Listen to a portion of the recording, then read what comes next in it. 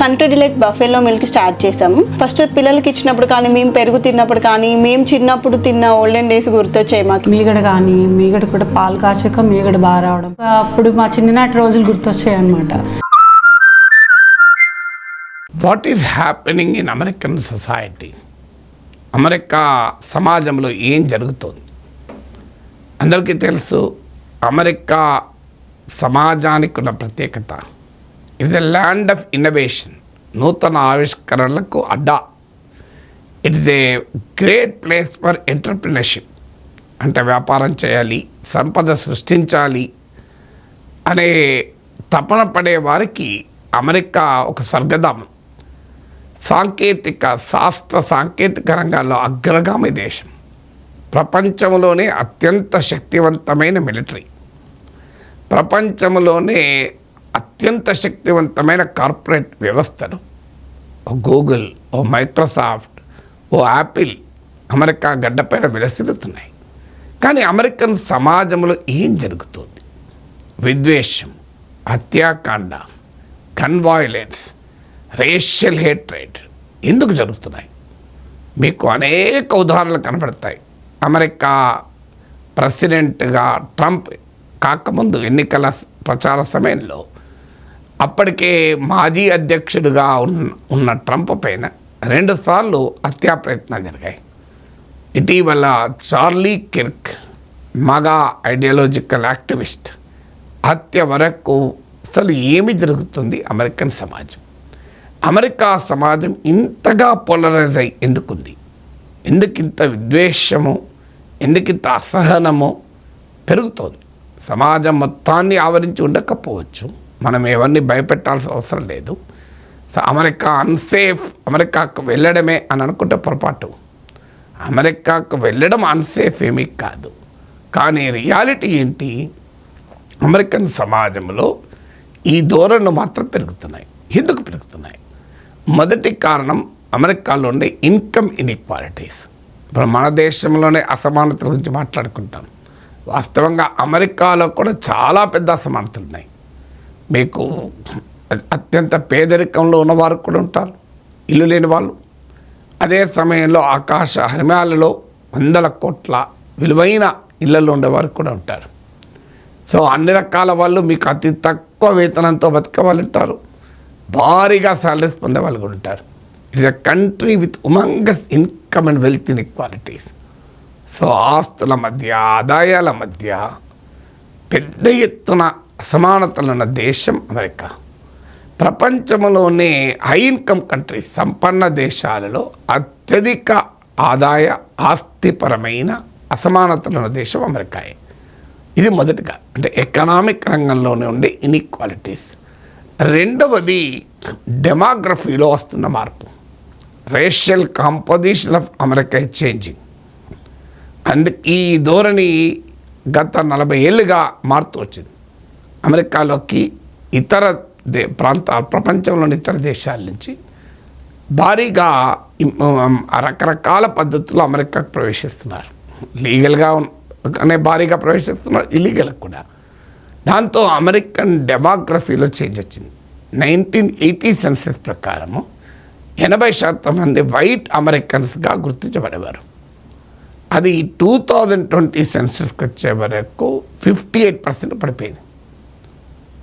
ఇప్పుడు even majority కూడా వైట్ది కాదు అనే ఆందోళన పెరుగుతోంది. అందుకే మేక్ అమెరికన్ గ్రేట్ అగైన్, అసలు meaning make American white again అని. ఇది white racist slogan. America white అమెరికాగా ఉన్నప్పటి స్వర్ణయుగం రావాలి అని. ఆ సెక్షన్నే ట్రంప్ రిప్రజెంట్ చేయడం వల్ల ఇంత భారీగా పెరిగాడు. ట్రంప్ నుంచి చార్లీ కిర్క్ వరకు అగ్రెసివ్గా ఈ వాదనని నమ్మారు. దీన్నే గ్రేట్ రిప్లేస్మెంట్ థియరీ అంటారు. అంటే దేశ జనాభాలో తరతరాలుగా మెజారిటీగా ఉన్న వైట్ అమెరికన్స్ మైనారిటీలోకి పడిపోతారు అని. ఈ గణాంకాల ఆధారంగానే ఇప్పటికిప్పుడు ఆ ఛాలెంజ్ లేకపోయినా దానికి కొంత ఎగ్జాగరేషన్ ఉన్న, కొంత వాస్తవం కూడా ఉంది.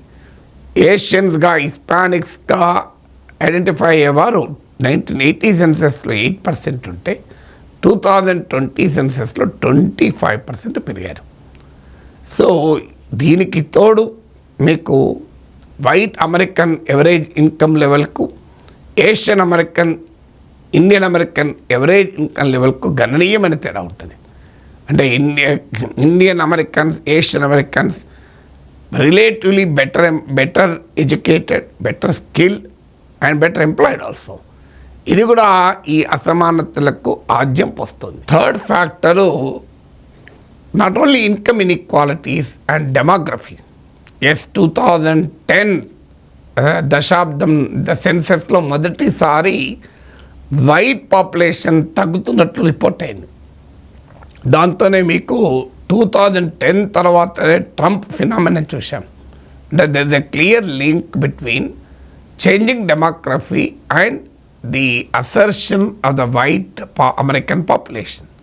దానికి రిఫ్లెక్షన్గా, రిప్రజెంటేటివ్గా ట్రంప్ ఎవాల్వ్ అవుతున్నాడు. ఇక third factor political opinions, political identity కూడా చాలా షార్ప్గా మారుతున్నాయి. మీకు ఉదాహరణకు పొలిటికల్ సెంటర్ ఒకవైపు రిపబ్లికన్, మరోవైపు డెమోక్రాట్స్ ఉంటే mixed liberal and mixed conservative. Democrats are considered to be liberal, Republicans are considered to be conservative. So ఈ mixed liberal, mixed conservative opinions ఉన్న వారిని కొన్ని అంశాలలో దే ఆర్ లిబరల్, కొన్ని అంశాల్లో కన్సర్వేటివ్, వీళ్ళను పొలిటికల్ సెంటర్గా రాజనీతి శాస్త్రజ్ఞులు పిలుస్తుంటారు. ఈ పొలిటికల్ సెంటర్గా ఐడెంటిఫై అయ్యేవారు 1994 సెన్సెస్లో 49% ఉంటే వారు కాస్త ఇప్పుడు 39%కు 2014కే తగ్గారు. అంటే ఈవెన్ మచ్ బిఫోర్ ట్రంప్ వచ్చాక అమెరికన్ సమాజంలో భారీగా పోలరైజేషన్ జరిగింది అని అనుకుంటారు. వాస్తవం కాదు. Trump is not the cause of the polarisation. Trump is the consequence of polarisation. American సమాజంలో వచ్చిన పోలరైజేషన్ వల్ల ఎమర్జ్ అయినటువంటి నాయకుడు ట్రంప్ వల్ల ఆ పోలరైజేషన్ మరింతగా పెరిగి ఉంటుంది, కానీ ట్రంప్ వల్లనే వచ్చింది మాత్రం కాదు. సో మీకు 1994లో 16% ఆఫ్ డెమోక్రాట్స్, 16% మంది రిపబ్లికన్ అంటే తీవ్ర వ్యతిరేకత ఉండేవాళ్ళు, ఊగిపోయేవాళ్ళు. 16% మాత్రమే. ఇప్పుడు అది 38% పెరిగింది. 2014 నాటికి, ఇప్పటికి కూడా కాదు. 38% ఆఫ్ డెమోక్రాట్స్ రిపబ్లికన్ అంటే భరించలేరు. అలాగే 1994లో 17% ఆఫ్ రిపబ్లికన్స్ డెమోక్రాట్లు అంటే అస్సలే భరించలేకపోయారు. అది ఇప్పుడు కాస్త 43%, ఇప్పుడు కాదు 2014 నాటికే, 2014 నాటికి 43% ఆఫ్ రిపబ్లికన్స్ డెమోక్రాట్ అంటే భరించలేని పరిస్థితికి వచ్చింది. బహుశా 2024 డేటా నా దగ్గర లేదు, కానీ అది నియర్ 50% రీచ్ అయిందో అంతకన్నా ఎక్కువ ఉండొచ్చు. అంటే డెమోక్రాట్లు రిపబ్లికన్ల మధ్య పచ్చగడ్డి వేస్తే బగ్గుమంటుంది. అసలు ఒకరిని చూస్తే ఇంకొకరు సహించలేని పరిస్థితి. ఆంధ్రప్రదేశ్ రాజకీయాలు గుర్తొస్తాయి చూస్తే. టీడీపీ వైసీపీల మధ్య ఎలా పోలరైజ్ అయిపోయిందో అమెరికన్ సమాజం కూడా అలాగే మారింది. డెమోక్రసీలో శత్రువులు ఉండరు, ప్రత్యర్థులు ఉంటారంటారు, కానీ వారి డెమోక్రాట్ రిపబ్లికన్లు శత్రు శిబిరాలుగా మోహరించబడి ఉన్నటువంటి పరిస్థితి. ఇక మధ్యలో సెంట్రిస్ట్ పొలిటికల్ ఒపీనియన్ అనేది స్క్వీజ్ అయిపోతుంది, లేకుండా పోతుంది. ప్రతి అంశం పైన, ఇమ్మిగ్రేషన్ పైన, అబార్షన్ పైన, ట్రాన్స్జెండర్ రైట్స్ పైన, గన్ వైలెన్స్ పైన డెమోక్రాట్ల రిపబ్లికన్ల మధ్య స్పష్టమైన, తీవ్రమైన, clear and intense ideological divide కనబడుతుంది. ఇప్పుడు నేను చెప్పిన గణాంకాలు ప్యూర్ రీసెర్చ్ ఫైండింగ్స్ ఆధారంగా చెప్పాను. సో ఈ పరిశోధన ఆధారంగా వచ్చేటువంటి మరొక ఫ్యాక్ట్ ఏంటంటే, సోషల్ మీడియా సమాజంలో ఉండే ఈ పోలరైజేషన్ను భారీగా పెంచుతుంది అని. సోషల్ మీడియాకు ఉండే క్యారెక్టర్ ఏంటంటే, కొంతమంది అగ్రెసివ్గా ఎమోషన్స్ రెచ్చగొడుతూ ఉంటారు. ఆ ఆల్గరిథమ్స్ ఏం చేస్తాయంటే వాటిని పెద్ద ఎత్తున తీసుకెళ్తాయి. అంటే ప్రజల సైకాలజీని స్టడీ చేస్తూ వారి విశ్వాసాలను మరింతగా పెంచేలా మెసేజెస్ను షేర్ చేస్తూ ఉంటాయి. దీన్నే ఇకో ఛాంబర్ ఎఫెక్ట్ అంటారు. సో ఈ ఇకో ఛాంబర్స్ వల్ల కూడా పోలరైజేషన్ పెరుగుతూ ఉంటుంది. అంటే ఎటువైపు అభిప్రాయాలు ఉన్నవారు అటువైపు మరింతగా ఆ అభిప్రాయాలు గట్టిపరుచుకుంటారు. ఇవాళ మీకు ట్విట్టర్ ఎక్స్గా ఇప్పుడు పిలుస్తాం, దానిపైన పరిశోధన ఏం చెప్తుందంటే ఎక్స్లో ట్విట్టర్లో 73% పొలిటికల్ ట్వీట్స్ అంటే రాజకీయాలపైన చేసిన ట్వీట్స్లో చేసింది ఎంతమంది అంటే 6% వాళ్ళే. అంటే అంత పెద్ద ఎత్తున పొలిటికల్ ట్వీట్స్ చేస్తారు. ఇప్పుడు ట్విట్టరే కాదు, యూట్యూబ్లో కూడా చూడండి మీరు, ఈ విద్వేషపూరితంగా కామెంట్లు పెట్టేవాళ్ళు కొద్దిమంది. సమాజంలో అందరూ అలా ఉండరు, కానీ ఆ కొద్దిమంది అగ్రెసివ్గా ఈ పని చేస్తూ ఉంటారు. అది సోషల్ మీడియాకు ఉండే క్యారెక్టర్ రీత్యా అది మల్టిప్లై అయ్యి ఎక్కువ మందికి చేరుతూ ఉంటుంది.